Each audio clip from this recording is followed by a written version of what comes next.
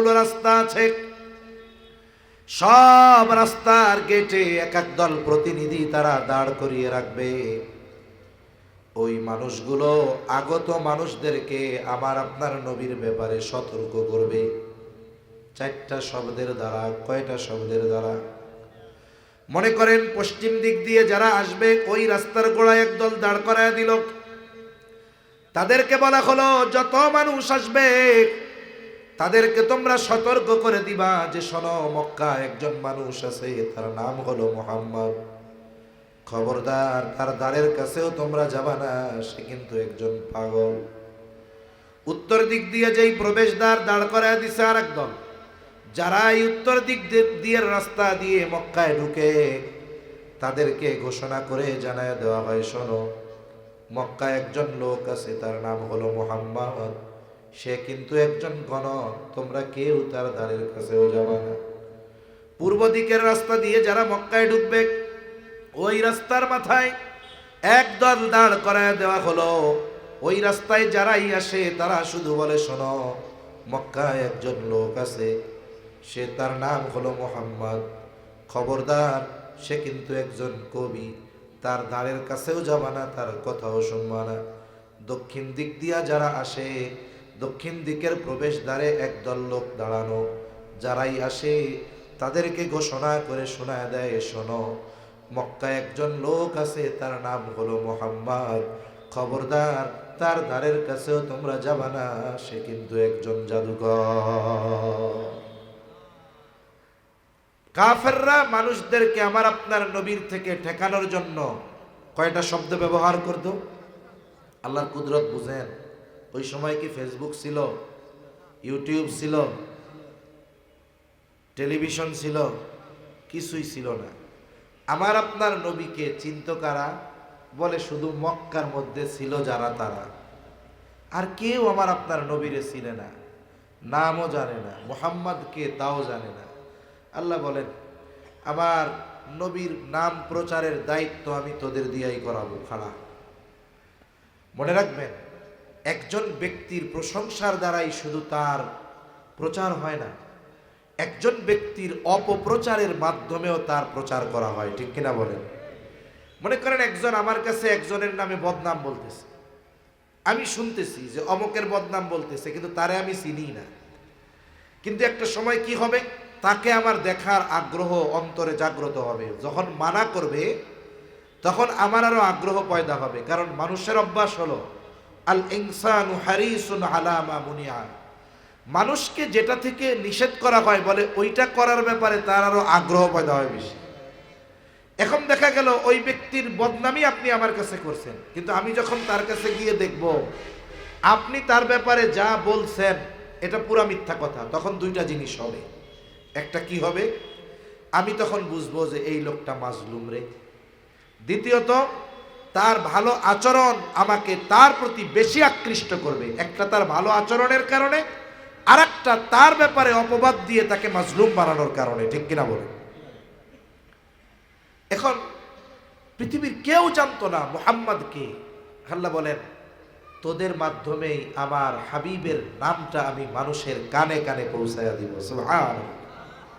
পৃথিবীর কেউ জানতো না মুহাম্মদ কে। এখন পৃথিবীর বিভিন্ন প্রান্ত থেকে আগত মানুষগুলোর কানে একটাই শব্দ। শব্দটা কি বলেন? মুহাম্মদ সাল্লাল্লাহু আলাইহি ওয়াসাল্লাম। কাফেররা ওদের মানা করেছে, খবরদার মুহাম্মাদের কাছে যাবি না। এখন মক্কায় ঢুকে সবার মুখে এক আওয়াজ, মুহাম্মদ কে, মুহাম্মদ কে, মুহাম্মদ কে। যেই মানুষগুলো মুহাম্মদকে চিনত না, অন্তরের অবস্থা এইরকম, মুহাম্মদকে না দেখলে তাদের আর ভালো লাগতেছে না। কাফেররা মানা করেছে যাবা না, এখন দলে দলে খুঁজে, কই চলো মুহাম্মদের আগে দেখে আসি। এবার দলে দলে খোঁজে মুহাম্মদ কোথায়। যারা কবিতা প্রেমী তারা গেছে কবিতা শোনার জন্য, যারা জাদু প্রেমী এরা গেছে জাদু দেখার জন্য, কেউ গেছে পাগল দেখার জন্য, কেউ গেছে গণক দেখার জন্য। জবান খুলে বলেন তো, আমার আপনার নবী পাগল নাকি? আরো জোরে বলেন পাগল নাকি? আমার আপনার নবী গণক নাকি? আমার আপনার নবী কবি নাকি? আমার আপনার নবী কি জাদুকর? আমার আপনার নবী এই সমস্ত কিছুই নয়। আমার আপনার নবীর কাছে জাদু নাই। আমার আপনার নবী পাগলও নয়। আমার আপনার নবী জাদুকরও নয়। আমার আপনার নবীর কাছে কিছুই নাই। নবীর কাছে যা আছে তার নাম হলো আল কোরআন। নবীর কাছে কি আছে? আল কোরআন। নবীর কাছে যেই যায় নবী তাকে কোরআন শোনায় দেয়, নবী তাকে কোরআন তিলাওয়াত শুনিয়ে দেয়। আর এর প্রভাব কতটুকু হয়? আপনাদের কক্সবাজারেও তো আন্তর্জাতিক কেরাত সম্মেলন হয়, কারি সাহেবরা তিলাওয়াত করে, কত সুন্দর সুললিত কণ্ঠে মানুষদেরকে তারা কোরআনের তিলাওয়াত শোনায়। ওই কেরাত সম্মেলনে তিলাওয়াত শ্রবণ করার জন্য শুধু আলেম হাফেজ কারি এনারা যায় তা না, সব স্তরের মানুষ যায় কি যায় না? যে কোরআন পড়তে পারে সেও যায় কি যায় না? যে কোরআন বুঝে না সেও যায়, সবাই যায়। ১৫০০ বছর পরে একজন কারীর জবানে তিলাওয়াত শুনে কতটা মুগ্ধ তারা হয়।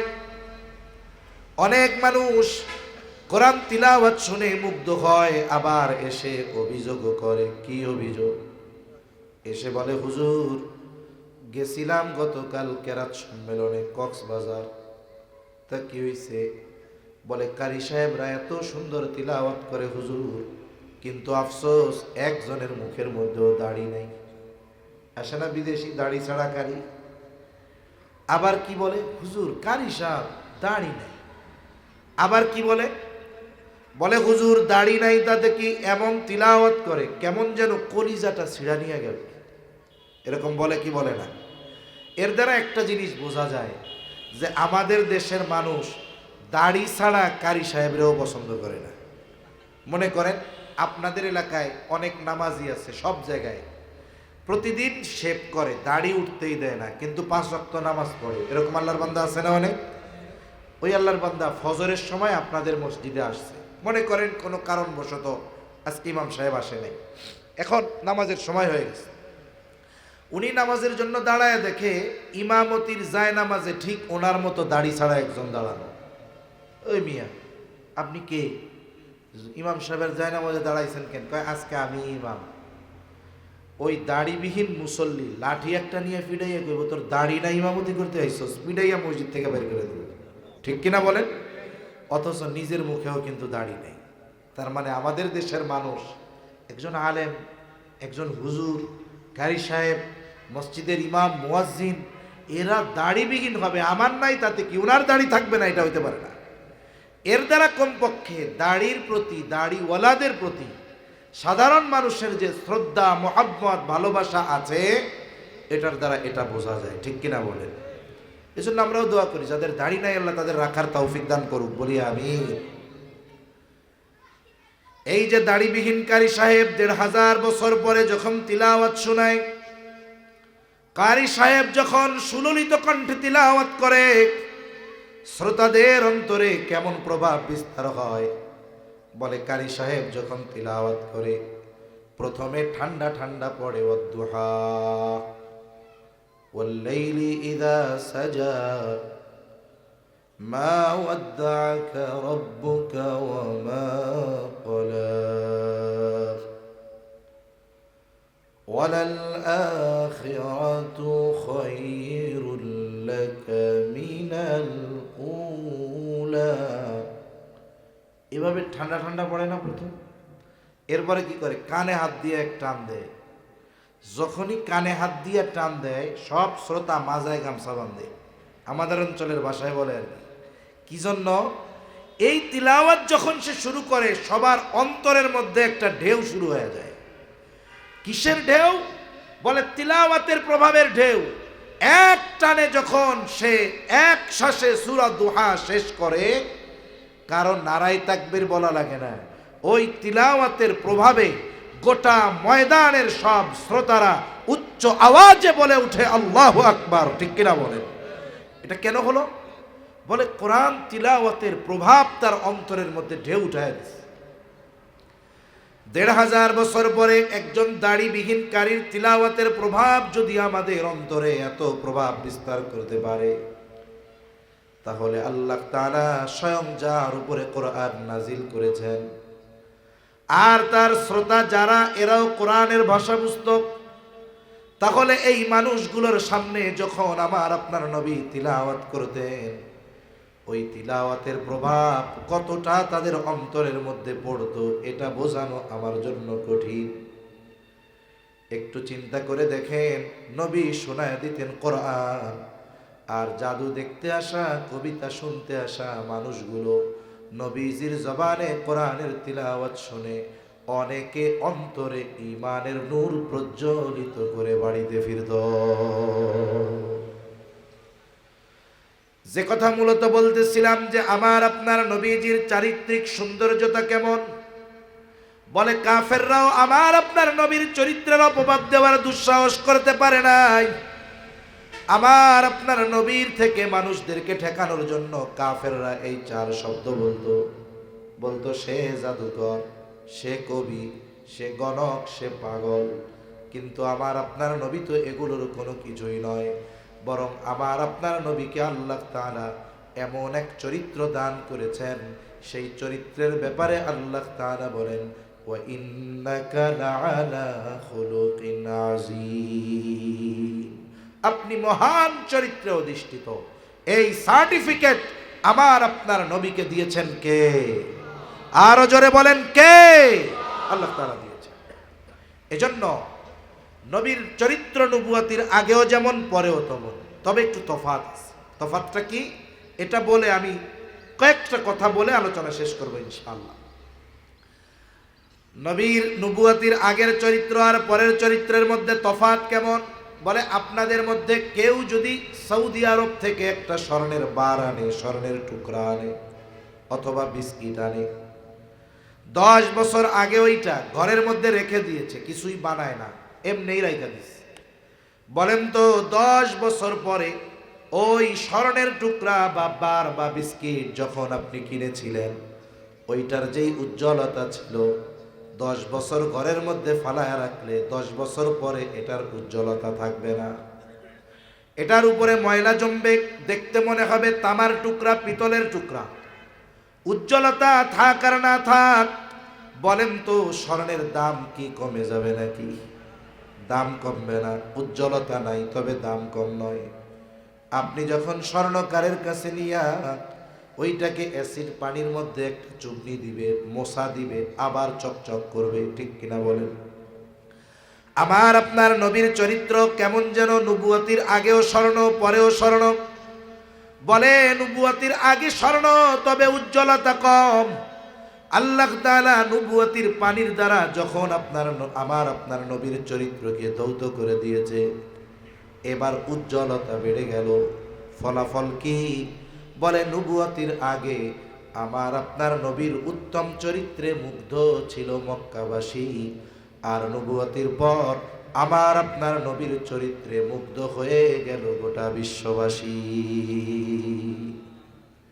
আমরা সেই নবীর উম্মত, খুশি না বেজার? জোরে বলেন খুশি না বেজার? তার চরিত্র অনুসরণ আল্লাহ তাআলা সার্বজনীন করে দিয়েছেন। কেন সার্বজনীন আমার আপনার নবীর চরিত্র অনুসরণ করা? কেন নবীর চরিত্র সার্বজনীন? বলে যার মধ্যে কিছু গুণাবলী পাওয়া যায়, তার চরিত্রই হতে পারে সকলের জন্য অনুসরণীয়। যার চরিত্র সকলের জন্য অনুসরণীয়, বলে তার এমন কিছু গুণ থাকে যেগুলো অন্য কারো মধ্যে থাকে না। আল্লাহ তাআলা আমার আপনার নবীকে এমন কিছু গুণ দিয়েছেন যেগুলো গোটা সৃষ্টি জগতে আর কাউকে দেন নাই। সুবহানাল্লাহ বলেন। এই কয়েকটা গুণ আমরা আলোচনা করি, এরপরে অল্প সময়ের মধ্যে আমি শেষ করে দেব ইনশাআল্লাহ। আজকের প্রধান বক্তা যিনি আমাদের সকলের পরিচিত শ্রদ্ধাভাজন মুনাজির মিল্লাত আল্লামা আজিজুল হক আল মাদানী হাফিজাহুল্লাহ সুযোগ্য বড় সন্তান মাওলানা মুফতি মাহমুদ বিন মাদানী, আলহামদুলিল্লাহ, বাপ কা বেটা, ঠিক কিনা বলেন? সেই রকম মানুষ, দেখতে ছোট মনে হলেও আল্লাহ তাআলা দিলটা বড় বানায় দিয়েছে। আল্লাহ তাআলা বাবার যোগ্য উত্তরসূরি হিসাবে আমার ভাইকে কবুল করুক, বলি আমিন। উনি অলরেডি চলে আসছেন, উনিও যথাসময়ে আসবেন। আমি একটা সময় নির্দিষ্ট বইলা দেই, তাহলে কর্তৃপক্ষ, আমি এবং আমাদের জন্য সহজ হবে। আমার ঘড়িতে 9টা 5-6 বাজে, আমি 9টা 20 পর্যন্ত ইনশাল্লাহ আলোচনা করব। এরপরে ইনশাল্লাহ অন্যান্য মেহমানরা আলোচনা করবে। এখন আসুন, নবীর চরিত্র কেন গোটা সৃষ্টি জগতের জন্য অনুসরণীয়? কেন? বলে আমার আপনার নবীর মধ্যে এমন কিছু কোয়ালিটি আছে যা পৃথিবীর আর কারো মধ্যে নাই। কি কি আছে? তা আমি শুরুতে যখন বসছি এখানে, এক হযরত তিলাওয়াত করতেছিলেন, ভাল লাগছে। এরপরে এক ছোট ভাই একটা নাতে রাসূল সাল্লাল্লাহু আলাইহি ওয়াসাল্লাম পড়লেন। আমি অন্য একটা বিষয় নিয়ে কথা বলতে চাইছিলাম, বাস্তবে সত্য কথা যেটা, কিন্তু ওর নাতে রাসূল সাল্লাল্লাহু আলাইহি ওয়াসাল্লাম শোনার পরে আমার মনে হইল যে আমরা একটু নবীরে নিয়েই আলোচনা করি। কারণ যেই মজলিসে নবীর আলোচনা নাই, ওই মজলিস বরকতময় হয় না। যে মজলিসে নবীর শানে দুরূদ পড়া হয় না, নবীর কথা বলা হয় না, মজলিস সুবিশাল হয়ে যাক কিন্তু এটা বরকত শূন্য হয়ে যায়, ঠিক কিনা বলেন? আর যেখানে নবীর আলোচনা হয় ওইখানে আল্লাহ তাআলা রহমত বরকত দিয়ে ভরপুর করে দেয়। শুনুন, অনেক আগের কথা শোনাচ্ছি না, উপমহাদেশের একজন বড় বুজুর্গ দুনিয়া থেকে চলে গেছেন। ওনার নাম আবরারুল হক রহমাতুল্লাহ আলাইহি। নাম শুনছেন আপনারা? হারদুই হজরত বলা হয় ওনাকে, হারদুই হজরত। ওনার কথা শোনাইতেছি আপনাদের। উনি বলতেন যে যখন কোনো এলাকায় কোনো মুসিবত দেখা দিত, কোনো ঘরে মুসিবত দেখা দিত, বিপদ দেখা দিত, অন্যান্য আমলের সাথে সাথে উনি নবীর সিরাত জীবনী পাঠ করার নির্দেশ দিতেন। তা উনি বলতেছে এটা কোরআন হাদিস দ্বারা প্রমাণিত কোনো আমল নয়, কিন্তু আমি আমার জীবনে এবং আমার বিশ্বস্ত কিছু মানুষদেরকে এই আমলটা দিছি যে নবীর ঘরে তোমরা পরিবারের সবাই মিলে নবীর সিরাত পাঠ করো, মানে নবীর জীবনী আলোচনা করো। বলে সবার ব্যাপারে ফলাফল এক। তারা যখন নবীজির আলোচনা ঘরের মধ্যে শুরু করছে, অল্প কিছুদিন না যাইতেই আল্লাহ তাআলা ওই মুসিবত থেকে তাদের উদ্ধার করেছে। এজন্য নবীজির আলোচনার মধ্যে বরকত আছে না নাই? তাহলে কোন গুণগুলো আমার আপনার নবীর মধ্যে আছে যা অন্য কারো মধ্যে নাই? 1 নাম্বার, আমার আপনার নবীর আগে যত নবী এসেছে, বলে সব নবী কোনো না কোনো বংশের নবী, কোনো না কোনো গোত্রের নবী, নির্দিষ্ট এলাকার জন্য নবী। কোরআনুল কারীমে সব নবীর কথা আল্লাহ তাআলা বলেন নাই। আল্লাহ তাআলা 25 জন নবী রাসূলের কথা কোরআনে বর্ণনা করেছেন। আমরা যেমনটা জানতে পাই, যেমন এক আয়াতে আল্লাহ তাআলা বলেন ওয়া ইলা আদিন আখাহুম হুদা, আদ গোত্রের জন্য তাদের ভাই হুদ আলাইহিস সালামকে আল্লাহ নবী হিসেবে প্রেরণ করেছেন। ওয়া ইলা সামুদ আখাহুম সালিহা, আল্লাহ তাআলা সামুদ গোত্রের জন্য তাদের ভাই সালেহ আলাইহিস সালামকে নবী বানায় পাঠিয়েছেন। ওয়া ইলা মাদিয়ানা আখাহুম শুআইবা, আল্লাহ তাআলা মাদিয়ানবাসীর জন্য তাদের ভাই শুআইব আলাইহিস সালামকে নবী হিসাবে পাঠিয়েছেন। জলিলুল কদর পয়গম্বর মুসা আলাইহিস সালাম, কোরআনুল কারীমের মধ্যে ওনার নাম সবচাইতে বেশি আসছে, 162 বার সম্ভবত। কত বড় জলিলুল কদর পয়গম্বর, আল্লাহ তাআলার সাথে বারবার সরাসরি যিনি কথা বলতেন, উনিও কিন্তু শুধুমাত্র বনি ইসরাইলের নবী। ইহুদিদের দাবি উনি শুধুমাত্র আমাদের নবী। খ্রিস্টান হোক ইহুদি হোক, এরা তো বনি ইসরাইল। তবে বনি ইসরাইলের মধ্যে যারা ইহুদি বলে দাবি করে, এরা বলে মুসা শুধু আমাদের নবী। তার মানে ইসরাইল, ওরা বলে মুসা শুধু আমাদের নবী, আর কারো না। কত বড় নবী ঈসা আলাইহিস সালাম, আল্লাহ তাআলা যাকে পিতাবিহীন দুনিয়ায় পাঠিয়েছেন। শুধু তাই না, দোলনার শিশু ঈসা আলাইহিস সালামের জবান দিয়ে আল্লাহ কথা বের করেছেন। এত বড় জলিলুল কদর নবী, বনি ইসরাইলদের নবী। তবে নাসারাদের দাবি হলো তিনি শুধুমাত্র আমাদের নবী। কারণ ইহুদিরা ঈসা আলাইহিস সালামের বিরোধিতা করে তাকে হত্যার অপচেষ্টা করেছে। কত বড় জলিলুল কদর পয়গম্বর আদম আলাইহিস সালাম, বলে উনি মানবকুলের পিতা ঠিক, তবে মানবকুলের নবী না। ইব্রাহিম আলাইহিস সালাম কত বড় জলিলুল কদর পয়গম্বর, আল্লাহর খলিল, আল্লাহর বন্ধু, তিনি মুসলিম মিল্লাতের পিতা। আল্লাহ তাআলা বলেন মিল্লাতা আবিকুম ইব্রাহিম হুয়া সাম্মাকুমুল মুসলিমিন। আমাদের পিতা ইব্রাহিম আলাইহিস সালাম, আমাদের নাম মুসলমান, এটা রাখছে কে? বলে ইব্রাহিম আলাইহিস সালাম। তিনি সকল মুসলিমের পিতা, কিন্তু সব মুসলিমের নবী না। তাহলে আমার আপনার নবীর আগে যত নবী গিয়েছে, কেউ বংশের নবী, কেউ এলাকার জন্য নবী, কেউ নির্দিষ্ট শহরের জন্য নবী, কিন্তু আমার আপনার নবীর ব্যাপারে আল্লাহ তাআলা বলেন, হাবিব আপনি বলেন, কুল ইয়া আইয়ুহান নাসু ইন্নী রাসূলুল্লাহি ইলাইকুম জামিআ। আল্লাহ তাআলা বলেন, আপনি বলেন, ইন্নী রাসূলুল্লাহি ইলাইকুম জামিআ, আমি তোমাদের সকলের কাছে আল্লাহর পক্ষ থেকে প্রেরিত রাসূল। আমার আপনার নবীজির নবুয়তির পরিব্যাপ্তি কত দূর? বলে পবিত্র কোরআনুল কারীমের সর্বাধিক পঠিত সূরার নাম হলো সূরা ফাতিহা। এই সূরার শুরুতেই আল্লাহ তাআলা বলেন আলহামদুলিল্লাহি রাব্বিল আলামিন। আল্লাহ তাআলা বলেন সকল প্রশংসা আল্লাহর জন্য। কে আল্লাহ? বলে যিনি জগৎ সমূহের রব। তার মানে আল্লাহ তাআলা জানিয়ে দিলেন তিনি শুধুমাত্র এই পৃথিবী নামক একটা জগতের রব নয়, বরং আরো অগণিত জগতের রব যিনি, তিনি কে? প্রথম আসমানের নিচে কত জগৎ আছে এর হিসাব আসেনি? অগণিত জগৎ আছে। সব জগতের রব কে? বলেন তো। সৃষ্টি জগতে, গোটা সৃষ্টি জগতে 2-1 ইঞ্চি জায়গা আছে যেই জায়গার রব আল্লাহ নয়? আসেনি? নাই।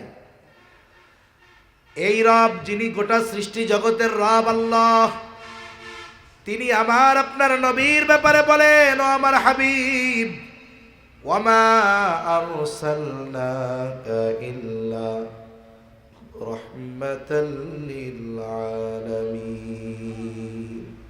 আল্লাহ তাআলা বলেন আপনাকে আমি জগৎ সমূহের জন্য রহমত হিসাবে প্রেরণ করেছি। এবার একটু বুঝে থাকলে, যদি জবান সুস্থ থাকে, খুইলা জবাব দিবেন। বলেন গোটা সৃষ্টি জগতের রব কে? আরো জোরে বলেন কে? গোটা সৃষ্টি জগতের রব আল্লাহ, আর গোটা সৃষ্টি জগতের রহমত হলেন মুহাম্মাদুর রাসূলুল্লাহ সাল্লাল্লাহু আলাইহি ওয়াসাল্লাম। সৃষ্টি জগতে যেমন 1 ইঞ্চি জায়গা নাই যেই জায়গার রব আল্লাহ নয়, অনুরূপভাবে গোটা সৃষ্টি জগতে 1 ইঞ্চি জায়গা নাই যেই জায়গার রহমত, যেই জায়গার নবী আমার আপনার নবী নয়। তার মানে আমার আপনার নবীর নবুয়ত কত দূর? বলে আল্লাহ তাআলার রুবুবিয়তের বিস্তার যত দূর। বলে আল্লাহ যেই জায়গার রব, আমার আপনার নবী সেই জায়গার নবী, সেই জায়গার রহমত। এজন্য কবি কত সুন্দর কথা বলেন, রবুবিয়ত খোদা কি হ্যায় জাহাঁ তা, নবুয়তি মুস্তাফা কি হ্যায় উহা তা। অতীতের সব নবী এলাকা ভিত্তিক নবী, আমার আপনার নবী সকল সৃষ্টি জগতের জন্য নবী। সুবহানাল্লাহ বলেন। বলেন এই কোয়ালিটি, এই যোগ্যতা আমার আপনার নবী ছাড়া আর কারো আছে নাকি? বলে উনি যেহেতু গোটা সৃষ্টি জগতের জন্য রহমত, এই জন্যই ওনার আদর্শ গোটা সৃষ্টি জগতের জন্য অনুসরণীয়। 2 নাম্বার কোয়ালিটি কি আছে? বলে ওনার দ্বারা আল্লাহ তাআলা অনেক গুরুত্বপূর্ণ বিষয়ের পূর্ণতা দিয়েছেন, যা তার আগে কাউর দ্বারা দেন নাই। আমার আপনার নবীর দ্বারা আল্লাহ তাআলা অনেক গুরুত্বপূর্ণ বিষয়ের পূর্ণতা দিয়েছেন। এক নাম্বার, আল্লাহ তাআলা বলেন, আল ইয়াউমা আকমালতু লাকুম দীনাকুম ওয়া আতমামতু আলাইকুম নি'মাতি ওয়া রাদিতু লাকুমুল ইসলাম দীনা। আল্লাহ তাআলা বলেন, আমি আজকে তোমাদের জন্য তোমাদের দিন জীবন ব্যবস্থাকে পরিপূর্ণ করলাম, সাথে সাথে ওয়া আতমামতু আলাইকুম নি'মাতি, আমার নিয়ামত সমূহ তোমাদের জন্য পরিপূর্ণ করলাম। তার মানে আল্লাহ তাআলা আমার আপনার নবীর মাধ্যমে দিনকে পূর্ণতা প্রদান করেছেন, নিয়ামতকে পূর্ণতা প্রদান করেছেন, সাথে সাথে আমার আপনার নবীর মাধ্যমে আল্লাহ তাআলা নবুয়তকে পূর্ণতা প্রদান করেছে। আমার আপনার নবীর দ্বারা আল্লাহ তাআলা নবুয়তকে পূর্ণতা প্রদান করিয়েছেন। আল্লাহ তাআলা বলেন, মা কানা মুহাম্মাদুন আবা আহাদিম মির রিজালিকুম ওয়ালাকির রাসূলুল্লাহ ওয়া খাতামান নাবিয়্যিন ওয়া কানা আল্লাহু বিকুল্লি শাইইন আলিমা। আল্লাহ তাআলা বলেন, মুহাম্মদ সাল্লাল্লাহু আলাইহি ওয়াসাল্লাম কোন পুরুষের পিতা নয়, তিনি হলেন আল্লাহর প্রেরিত রাসূল, ওয়া খাতামান নাবিয়্যিন, এবং তিনি হলেন শেষ নবী। আমার আপনার নবীর পরে আর কোন নবী আছে নাকি? জোরে বল। আমার আপনার নবীর পরে আর কোন নবীর নতুন করে আগমন ঘটবে না। ঈসা আলাইহিস সালাম আসবেন, তবে ওনার আগমন হয়ে গেছে আগে, পরে আবার আসতেছেন। এর দ্বারা নতুন কোন নবী আগমন বোঝানো হয় নাই। যাক, উদাহরণ দিতে গেলে লম্বা সময় যাবে। আমার আপনার নবীও বলেন, আনা খাতামুন নবিয়্যিন লা নাবিয়্যা বা'দি, আমি শেষ নবী, আমার পরে আর কোনো নবী নেই। আমি শেষ নবী, আমার পরে